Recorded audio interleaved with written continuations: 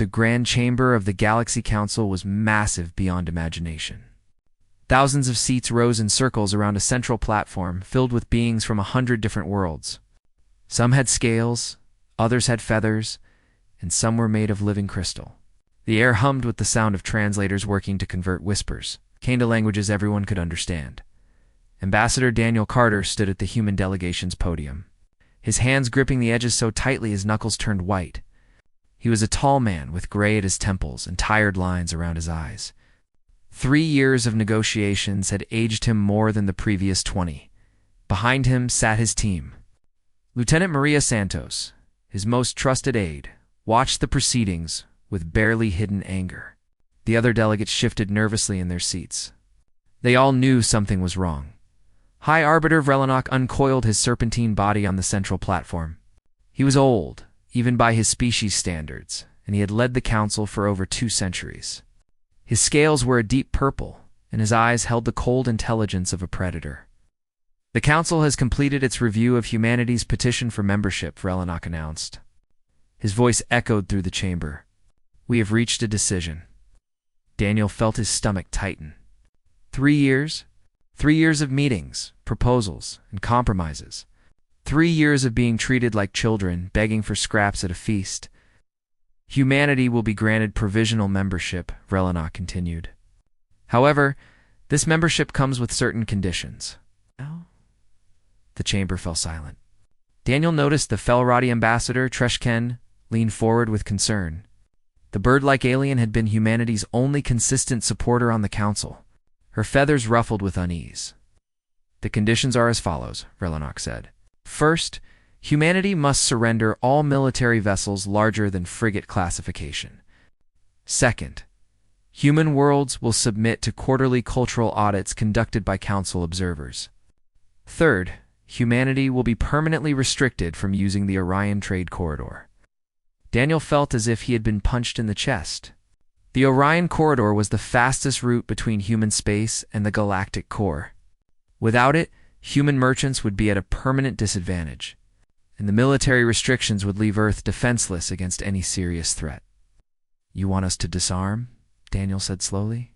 His voice was calm, but those who knew him could hear the anger beneath it. We want you to demonstrate your commitment to peace, Vrelinok replied smoothly. The Velanthi ambassador rose from her seat. Her body was made of living crystal, and she sparkled under the chamber's lights. The Velanthi had opposed human membership from the very beginning.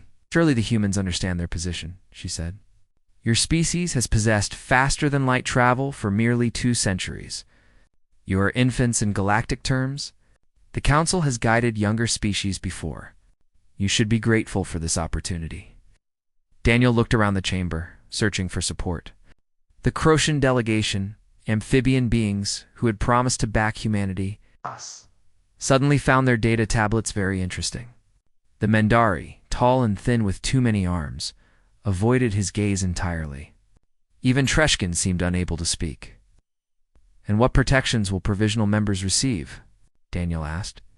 Provisional members do not require the same protections as full members, Vrelinok explained. You will be under the Council's guidance. Our fleets will ensure your safety. Your fleets, Daniel repeated. The same fleets that took 3 months to respond when the Thornax raiders attacked our colony on New Geneva? 2,000 people died waiting for Council protection. A murmur ran through the chamber. Vrelinok's scales shifted color slightly, a sign of irritation. An unfortunate delay, the High Arbiter said. Communication difficulties. Communication difficulties. Maria Santos muttered behind Daniel. He held up a hand to silence her. I will need to consult with Earth, Daniel said. This decision requires approval from our government, of course, Vrelinok said. There was something almost like amusement in his voice. Take whatever time you need to accept these generous terms. We are patient. The dismissal was clear. Daniel gathered his delegation and walked out of the chamber. Behind him, he could hear the council members returning to their conversations. Several were laughing. That night, the human embassy was quiet. Most of the staff had retreated to their quarters, shocked and demoralized by the day's events. Daniel stood alone in the communication chamber, waiting for the connection to Earth to stabilize, The holographic projectors flickered to life, revealing Secretary General Patricia Holloway and the Joint Chiefs of Defense. Holloway was a small woman with steel-gray hair and eyes that missed nothing. The generals and admirals behind her wore expressions of barely contained fury. "We received your preliminary report," Holloway said. "Tell us everything," Daniel explained the council's terms in detail. The military restrictions, the cultural audits, the trade limitations. With each point, the faces on the other end grew darker. "They're not offering membership," General Samuel Price said when Daniel finished. "They're offering surrender." "That's how I see it," Daniel agreed. "What's your recommendation, Ambassador?" Holloway asked. Daniel had thought about this during the long walk back to the embassy. He had thought about all the years of negotiations, all the compromises humanity had made, all the insults they had swallowed in the name of diplomacy. "We walk away," he said. "Completely. We withdraw from all negotiations, recall our diplomatic missions, and close our borders to council space." The room was silent for a moment. "They won't expect that," Admiral Catherine Cole said thoughtfully. "Every other species that reached this point accepted whatever terms they were offered. The Crocian did. The Mendari did. Even the Felrati." "Exactly," Daniel said. "The Council thinks we need them. They think we're desperate for their protection and their trade routes. They have no idea what humanity is capable of when we're left alone." "The economic impact will be significant," one of the civilian advisors pointed out. "We've built trade relationships over decades. We'll survive," Holloway said. Her voice was firm. "Humans have always survived. We survived ice ages, plagues, and wars. We survived when everyone said we'd destroy ourselves with nuclear weapons. We'll survive this." She looked at Daniel through the holographic display. "What did Ambassador?" "Walk away and make sure they understand this isn't a negotiating tactic. Make sure they understand we're done." Daniel nodded. For the first time in 3 years, he felt something like hope. The next morning, he returned to the council chamber. The delegates looked at him with expressions ranging from boredom to mild curiosity. They expected him to accept the terms, perhaps with a few token objections for the sake of his own dignity. They were wrong. "Humanity formally withdraws from all peace negotiations," Daniel announced. His voice carried across the suddenly silent chamber. "Effective immediately, we are closing our borders to all council-affiliated traffic. Our colonies will cease all trade with council members. Our exploration vessels and diplomatic missions are being recalled." The chamber erupted into chaos. Vrelenok rose from his platform, scales flashing with agitation. "This is unprecedented. You cannot simply leave." Daniel looked at the High Arbiter, at the being who had spent 3 years treating humanity like an inconvenience to be managed. "We just did," he said, and he walked out of the chamber without looking. Back, the news of humanity's withdrawal spread. Across the galaxy like wildfire, every news network, every communication channel, every trading post buzzed with the same story. The humans had walked away from the council. Most species didn't believe it at first. No one walked away from the Galaxy Council. The council was civilization itself, the great unifying force that had kept peace among the stars for thousands of years. Rejecting membership was like rejecting air or water. It simply wasn't done. High Arbiter Vrelenok addressed the council 3 days after the human delegation departed. "There is no cause for concern," he assured the assembly. "The humans are young and emotional. This is a tantrum, nothing more.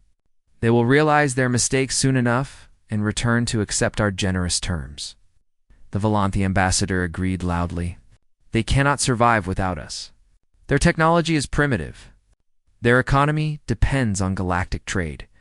Within a year, they will come crawling back, begging for whatever scraps we choose to offer." Ambassador Treshkan of the Felrati was less certain. She had studied human history, had read their literature, and watched their films. She understood something the others did not. "I would not be so sure," she said quietly. "Humans are stubborn in ways we do not fully understand.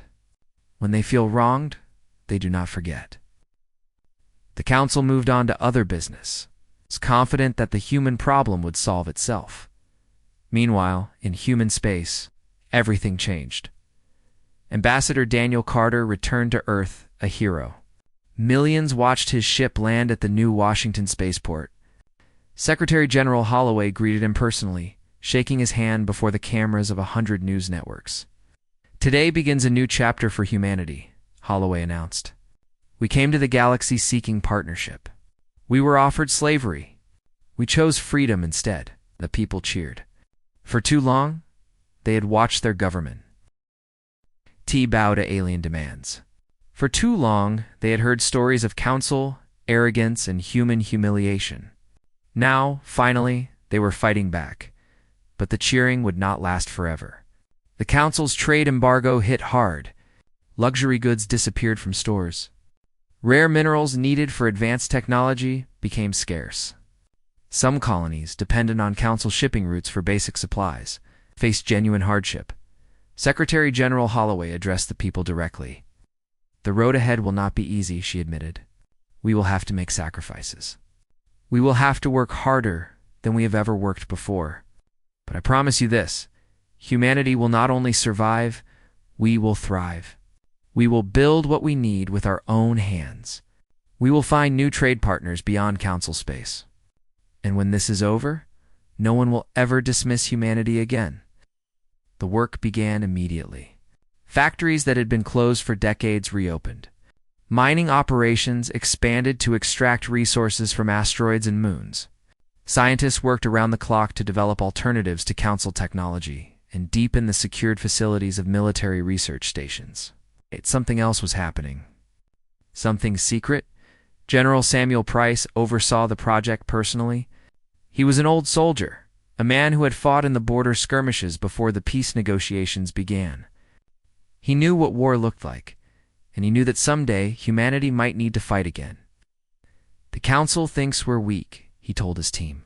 "They think we've spent the last 2 centuries playing catch-up with their technology. They're wrong." The truth was that humanity had been hiding its true capabilities for years. The council's spy satellites had seen only what Earth wanted them to see: the primitive ships, the limited weapons, the struggling economy. All of it was a mask behind that mask. Human engineers had been building something extraordinary. The first of the new warships, launched 6 months after the withdrawal. It was called the Constellation, and it was unlike anything the galaxy had ever seen. Massive, heavily armored, bristling with weapons, the Council's largest battleship would look like a toy beside it. Admiral Catherine Cole stood on the bridge as the ship completed its first test flight. "Beautiful," she whispered, "Commander." Benjamin Hayes, her second-in-command, nodded. "The Council has nothing that can match this. Nothing even close." "Let's hope we never have to prove it," Cole replied. But her eyes said something different. Her eyes said she was ready back in Council space. Rumors began to spread. A Croatian patrol ship, conducting routine surveillance near the human border, detected strange energy signatures. The ship's captain reported massive industrial activity deep within human territory. Power readings that made no sense for a species supposedly struggling with isolation. "They're building something," the captain reported to the Council. "We couldn't determine what, but the scale is enormous." The Council dismissed the report. The Valanthi ambassador laughed openly. "Building what?" she asked. "With what resources? The humans are on the verge of collapse. Their economy cannot sustain major industrial projects." The Mendari, always cautious, ran probability calculations. They concluded that humanity would face complete economic failure within 5 years. 7 at the outside. Only Treshkan remained worried. She requested permission to send a diplomatic mission to human space to open informal channels of communication. "Absolutely not," Relanok said. "We will not legitimize their behavior by seeking them out. When they are ready to apologize and accept our terms, they know where to find us." And so the years passed. Human space remained closed. The border systems went dark. Communication buoys fell silent. Trade routes that had connected human worlds to the galactic. Economy withered and died. The Council watched and waited. For the collapse that never came, what they did not see, was what happened behind those closed borders. They did not see the new shipyards producing warship after warship. They did not see the training facilities where soldiers prepared for battles that might never come. They did not see the research stations where scientists developed weapons. That would have terrified the Council's military commanders. They did not see humanity transforming itself from a minor species begging for membership into something else. Entirely, they did not see the predator waking up for years after the withdrawal.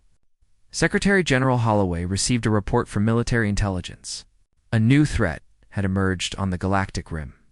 A species called the Cathari had begun attacking Council colonies, destroying everything in their path.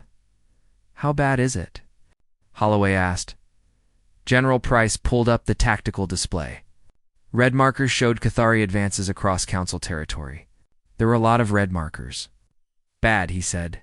"The Council's defenses are crumbling. They've grown soft, relying on diplomacy and economic pressure instead of military strength. The Cathari are carving through them like a knife through butter." Holloway studied the display. The Cathari advance was moving steadily toward the galactic core, toward the heart of Council's civilization. But there was another path open to them, another route that would take them straight through human space. "They'll reach us eventually," she said, as Price agreed. "The question is what we do about it." Holloway was silent for a long moment. 4 years ago, she had ordered humanity to walk away from the Council. She had watched her people struggle and sacrifice. She had promised them that someday no one would dismiss humanity again. Now that day was approaching. "Continue preparations," she said finally. "And get me Ambassador Carter. I think it's time we reminded the galaxy that humans are still here." The Cathari came from the darkness between galaxies, from regions of space so distant that even the oldest Council records held no mention of them. They were large creatures, standing nearly 3 meters tall, with thick armored skin and multiple arms that ended in razor-sharp claws. Their eyes glowed red in the darkness of their ships, and their mouths were filled with teeth designed for tearing flesh. They had no interest in trade or diplomacy. They wanted only conquest. The first Council colony to fall was a small mining world called Theron 4. The Cathari fleet appeared without warning, emerging from faster-than-light travel directly in orbit. The colony's defense force, 3 patrol ships, and a single aging cruiser, was destroyed in minutes. Then the ground troops landed. When the rescue ships arrived 2 weeks later, found nothing but ruins. The colonists, nearly 50,000 beings of various species, had vanished. Only the destroyed buildings remained, along with strange marks scratched into the walls. Later analysis determined these were Cathari hunting tallies. The Council responded with outrage and confusion. Who were these attackers? Where had they come from? And why had the Council's early warning systems failed to detect their approach? High Arbiter Vrelinok convened an emergency session. His scales had faded to a pale gray, and his movements were slower than they had been 4 years ago.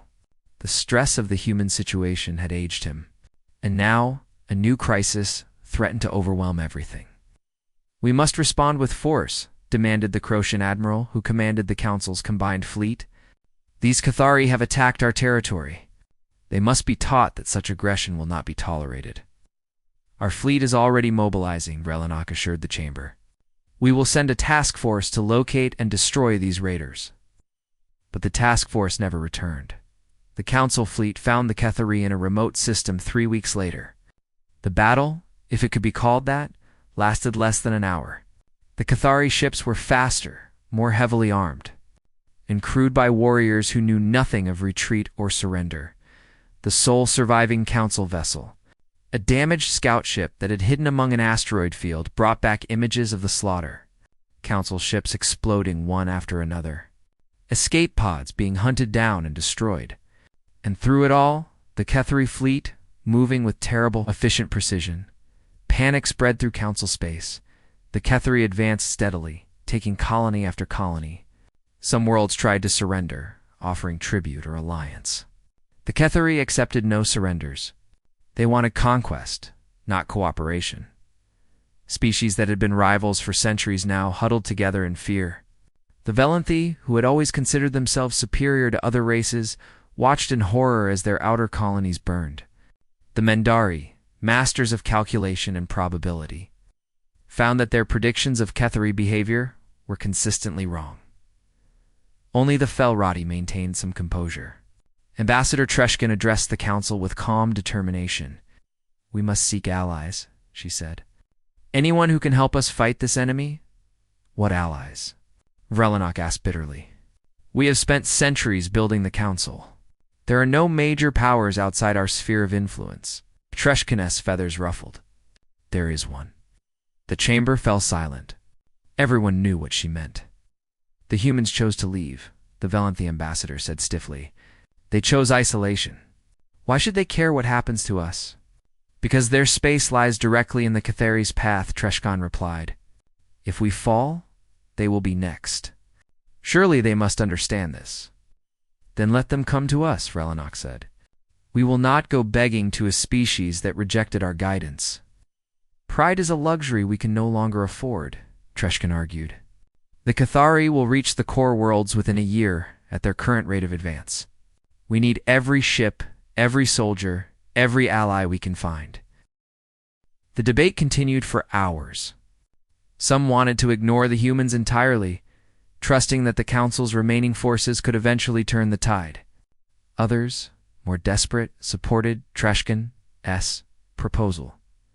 In the end, practicality won over pride. The Council voted to send an envoy to human space. They would warn the humans of the threat and offer them shelter within Council territory as refugees. As refugees, Treshkin repeated when she heard the terms. Not as allies. Not as equals. As refugees. Relinok's scales shifted. It is more than they deserve. The envoy chosen for the mission was a Mendari diplomat named Chorith. He was experienced, patient, and skilled at navigating difficult negotiations. He was also quietly terrified of what he might find beyond the human border. His ship crossed into human space on a cold morning in Galactic Standard Time. For the first hour, nothing happened. His sensors showed no activity, no ships, no stations. Human space seemed as dead as the Council's intelligence had suggested. Then his sensors exploded with contacts. Ships emerged from hiding places throughout the system. Not the primitive vessels the Council remembered, but massive warships bristling with weapons.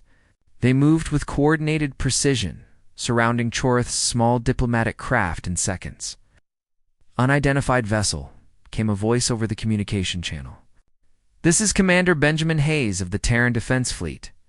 You have entered restricted space. State your business." Chorith's tentacles trembled as he activated his translator. "I am Chorith, diplomatic envoy of the Galaxy Council. I carry an urgent message from High Arbiter Velonok." There was a pause. Then Hayes spoke again, his voice touched with what might have been amusement. "A council envoy.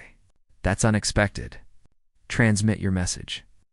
Chorith sent the council's warning about the Kethari invasion, the offer of refuge, the carefully worded suggestion that humanity might want to reconsider its isolation in light of the new threat. The pause that followed was longer this time. "Hold position," Hayes finally said. "I'm forwarding this to Fleet Command." Chorith waited, surrounded by human warships. He counted them carefully. 200 vessels at least, perhaps more hidden beyond his sensor range. And these were just the ships guarding a single border system. What had the humans been doing for 4 years? 20 minutes later, a new voice came over the channel. This one was female, calm and authoritative. "Council Envoy, this is Admiral Lucy Bennett of the Terran Navy. I've reviewed your message." "Then you understand the danger," Chorith said eagerly. "The Kethari are approaching. If you return to Council space, we can offer you protection." Bennett laughed. It was not a cruel sound, but it held no fear either. "Protection," she repeated. "Envoy, we know about the Kethari. We've been tracking their advance for 18 months. We know their fleet strength, their tactics, and their projected course." Chorith was stunned. "You knew? And you said nothing?" "The Council made it very clear 4 years ago that they didn't want to hear from us," Bennett replied. "So we kept quiet. But we didn't sit idle. There was a brief silence. Go back to your council, Bennett continued. Tell them we don't need their protection. We never did. But if they want to survive what's coming, they might need ours. Communication ended. The human ships escorted Chorith back to the border and watched as his vessel jumped too. Faster than light travel, as the stars blurred around him, Chorith wondered what he would tell the council. How could he explain what he had seen? How could he make them understand that everything they believed about humanity was wrong? The humans weren't dying. They weren't desperate. They weren't broken. They had been preparing for war. Veth Prime was one of the jewels of Council civilization. A beautiful world of green forests and crystal blue oceans. It was home to nearly 2 billion beings from a dozen different species. Great cities rose along its coastlines, connected by transport networks that had operated without interruption for centuries. Now, those cities were preparing to die.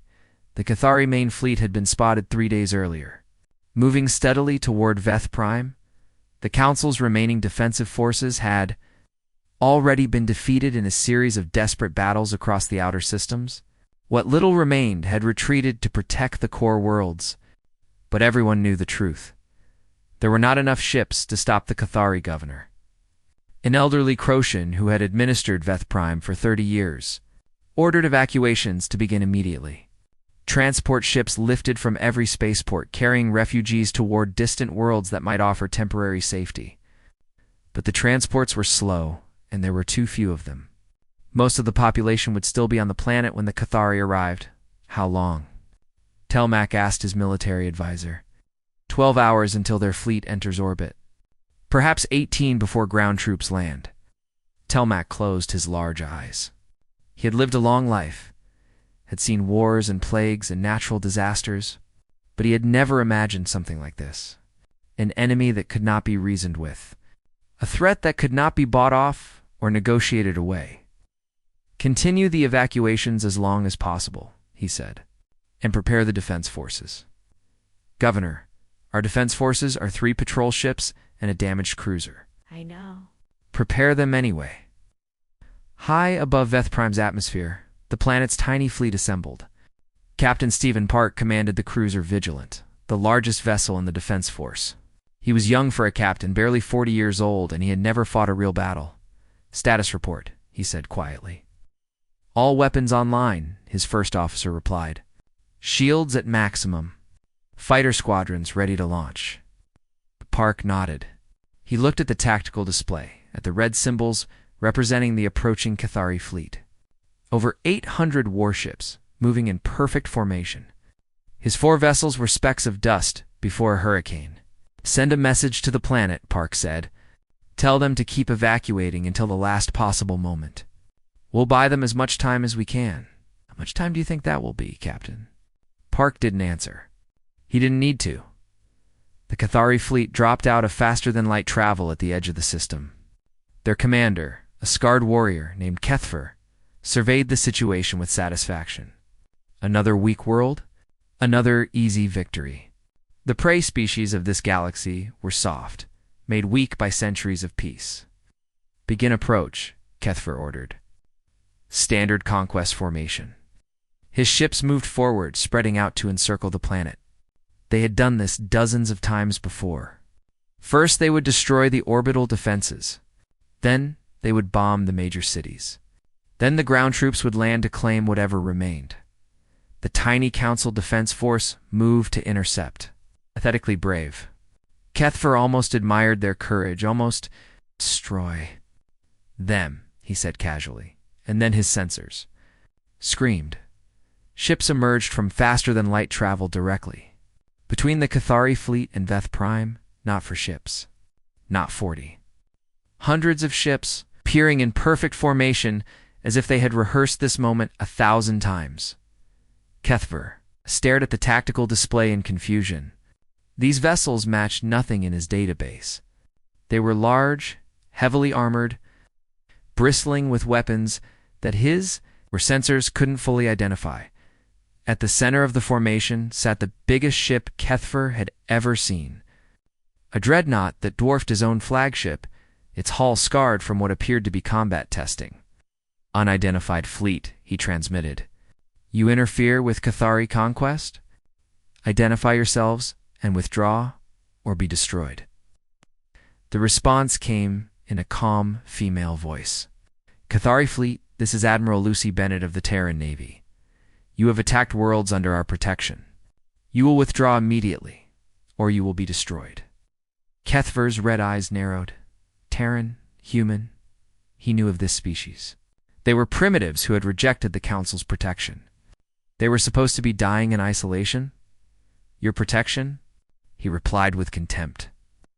You are not even Council members. You have no stake in this war. We have every stake, Bennett answered. The Council may have treated us badly. They may have looked down on us. They may have tried to strip us of our ships and our dignity. But they're still people. Billions of people who don't deserve to die because their leaders made mistakes. She paused, and when she spoke again, her voice was harder.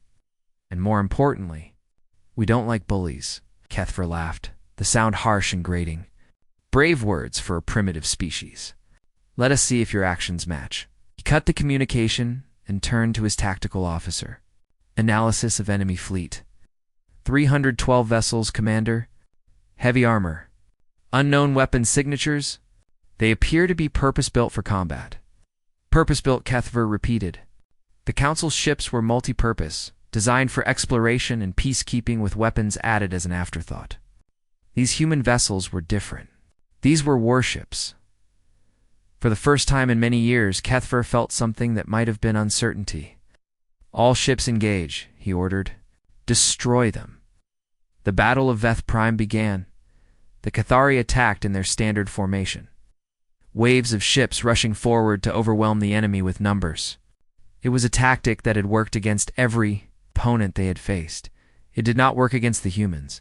Admiral Bennett's fleet moved with impossible coordination, each ship knowing exactly where to be and when. Their point defense systems created walls of fire that shredded incoming missiles. Their railguns punch through Cathari. Armor as if it were paper, and then there were the tactics. The humans didn't fight like the Council species. They didn't form neat battle lines or follow predictable patterns. They adapted constantly, changing strategies in real time, exploiting weaknesses that Kethver didn't know his fleet had. When a human cruiser was crippled by concentrated fire, its crew didn't abandon ship. They overloaded the reactor and rammed the nearest Cathari battleship, taking it with them into death. When the Cathari tried to flank the human formation, they found squadrons of fighters waiting in ambush, small craft that swarmed around larger ships and tore them apart piece by piece. Kethver watched in growing horror as his fleet, the fleet that had conquered 3 civilizations, was systematically dismantled. What are these creatures? He demanded. 6 hours later, it was over. The Cathari fleet was broken. More than 500 of their ships drifted as wreckage. The survivors had scattered, fleeing toward the edge of the system in desperate retreat. Kethver's flagship hung dead in space, its engines destroyed by a precision strike that had somehow avoided the ship's reactor. When human marines boarded and fought their way to the command center, they found the Cathari commander still sitting in his battle throne. Waiting, Admiral Bennett faced him via holographic projection. Her uniform was spotless, her expression calm. She looked like she had just finished a routine training exercise, not a battle that would change galactic history.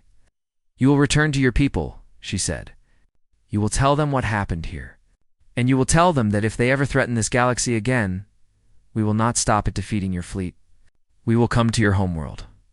We will find every last one of your warriors, and we will end you. Kethver met her eyes through the hologram. He had never known fear before. He knew it now. Why? He asked. Why did you save them? The Council rejected you. They treated you as lesser beings. Bennett was quiet for a moment, because that's what humans do, she said finally. We protect people. Even people who wronged us. Even people who don't deserve it. She cut the connection. Around Veth Prime, the surviving Council vessels watched in stunned silence. On the planet below, 2 billion beings looked up at the sky and wondered what kind of species would risk everything to save strangers. The answer was simple: humans. 3 months passed after the Battle of Veth Prime. The Cathari retreated. Beyond the galactic rim, their invasion shattered. The surviving warriors told stories of the human fleet, of ships that fought like demons and warriors who did not know the meaning of surrender. No Cathari commander volunteered to lead another attack. The galaxy was safe, but nothing was the same as before. The council reconvened in their great chamber. But the mood was different now. Species that had once spoken with arrogance and certainty now sat quietly, waiting. The Valanthi ambassador, whose crystal body had always sparkled with confident light, seemed somehow dimmer. The Mendari had stopped calculating probabilities, because all their calculations had been wrong. High Arbiter Vrelinok looked older than ever. His scales had faded to a pale gray, and his movements were slow and deliberate. He had led the council for centuries, had guided dozens of species through difficult times, but he had never faced anything like this. The human delegation will arrive shortly, he announced. They have requested a formal audience. The chamber fell silent. Everyone knew what was coming. Everyone knew that the galaxy's power structure was about to change forever. Ambassador. Daniel Carter walked into the council chamber just as he had 5 years ago. But this time, he was not alone. Admiral Lucy Bennett accompanied him, along with a full delegation of military officers and diplomats. They walked with confidence. With the quiet certainty of people who knew their worth, the chamber watched in silence as the humans took their places at the delegation podium. Many of the species present had never seen a human in person before. They had only heard the stories. The legends that had spread after Veth Prime. Daniel looked around the room, meeting eyes with delegates from 100 different worlds. He saw fear in some faces, respect in others. And in a few, including Ambassador Treshkin of the Felarati, he saw something that might have been hope. 5 years ago, Daniel began, I stood in this chamber seeking partnership. Humanity wanted to join the galactic community. We wanted to contribute, to learn, to grow alongside other species. We were told we were too young, too aggressive, too dangerous. He paused. We were offered scraps and expected to be grateful. When we refused, we were dismissed as children throwing a tantrum. The council assumed we would come crawling back, desperate for whatever terms you chose to offer. Ow. The chamber remained silent. No one interrupted.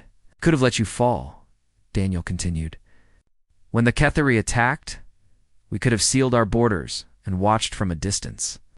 After everything that happened, after all the insults and dismissals and broken promises, we would have been justified. He looked directly at Vrelinok. But that is not who we are. Humanity does not abandon people in need. We do not turn our backs on the helpless, even when those people wronged us, even when they do not deserve our help. Admiral Bennett stepped forward. Her presence commanded attention without effort. We lost 47 ships at Veth Prime, she said. 8,000 human soldiers gave their lives to protect a world that was not their own, save people who had treated us with contempt. They knew the council had rejected us. They fought anyway. She let those words hang in the air, because that is what humans do.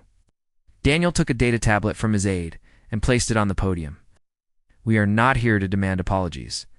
We are not here to seek revenge or reparations. We are here because the galaxy needs to change. The old ways, the hierarchies, the arrogance that placed some species above others, that system nearly destroyed us all. He activated the tablet, projecting text into the air above his head. This is our proposal, a new charter for the council. Equal representation for all species, regardless of how long they have had space travel. Military cooperation based on shared defense, not submission. Trade routes open to everyone. The chamber erupted in murmurs. Some delegates leaned forward eagerly. Others whispered in urgent conversation with their aides. Vrelinok found his voice. And if we refuse? Daniel smiled slightly. Then we go home. We seal our borders again. And the next time something like the Cathari appears, you face it alone. Let the silence stretch. But I do not think you will refuse. I think you have finally understood something important about humanity. The Valanthi ambassador spoke for the first time since the humans entered. Her voice was quieter than it had been 5 years ago, stripped of its former arrogance. And what is that? Daniel looked at her. This being had opposed humanity at every turn, had laughed at their ambitions, and predicted their failure. Now, she sat humbled, waiting for his answer. "We do not hold grudges," he said. "We do not seek revenge. But we also do not forget. And we never, ever give up." The vote was called 3 hours later, after extensive debate and discussion. One by one, the delegations registered their positions. The Felrati voted first, their ambassador Treshkan proudly announcing support for the new charter. The Crocian followed. Then the Mendari, even the Velanthe, after a long pause, voted in favor. When Vrelinok announced the final count, the new charter had passed unanimously. The council chamber erupted in noise. Some delegates cheered. Others wept. Ambassador Treshkin crossed the floor to embrace Daniel Carter, her feathers ruffling with emotion. "I always believed this day would come," she said. "I always knew humanity was special." Daniel returned the embrace. "We had good friends who believed in us." In the weeks that followed, the changes came swiftly. Human representatives took their seats on every council committee. Human ships joined patrol routes throughout council space. Human engineers shared their technology freely. Helping to rebuild the defenses that the Cathari had destroyed, Admiral Bennett was offered command of a joint fleet. A position of honor that had never been given to a newcomer species. She accepted with characteristic calm. "We have a lot of work to do," she told her new colleagues. "The Cathari are defeated, but they are not gone. And there may be other threats out there that we have not yet discovered." High Arbiter Vrelinok requested a private meeting with Ambassador Carter before the humans departed. They met in Vrelinok's personal chambers, a space that few non-council members had ever seen. "I owe you an apology," Vrelinok said. His voice was heavy with age and regret. 5 years ago I looked at humanity and saw only a young species to be managed. I did not see what you truly were. "And what are we?" Daniel asked. Vrelinok was quiet for a moment. "You are exactly what this galaxy needed. Someone to remind us that strength is not about domination. That true power comes from protecting others, not from controlling them." Extended one scaled hand in a gesture that was universal across many species. Daniel took it. "Welcome to the council," Vrelinok said. "For real this time." Back on Earth, the news of humanity's acceptance spread quickly. Celebrations filled the streets of every major city. People who had sacrificed and struggled through for years of isolation now looked up at the stars with pride. Secretary General Patricia Desais. Holloway addressed the people one final time. "Today we take our rightful place among the stars," she said. "Not as beggars or refugees, not as junior partners or provisional members. As equals, as allies, as friends." She smiled, and there were tears in her eyes. "Humanity has always dreamed of reaching the stars. Now, we have proven that we belong there." In homes across 100 human worlds, families gathered to watch the broadcast. Children asked their parents what it meant. Veterans of the isolation years wiped tears from their faces. And somewhere, in the depths of space, the crew of the Constellation raised glasses in quiet celebration. They had walked away from the Council's offer of slavery. They had built something better in the silence that followed. And when the time came to fight, they had fought not for revenge, but for the simple belief that all beings deserved protection. That was what made them human. And now, finally, the galaxy understood.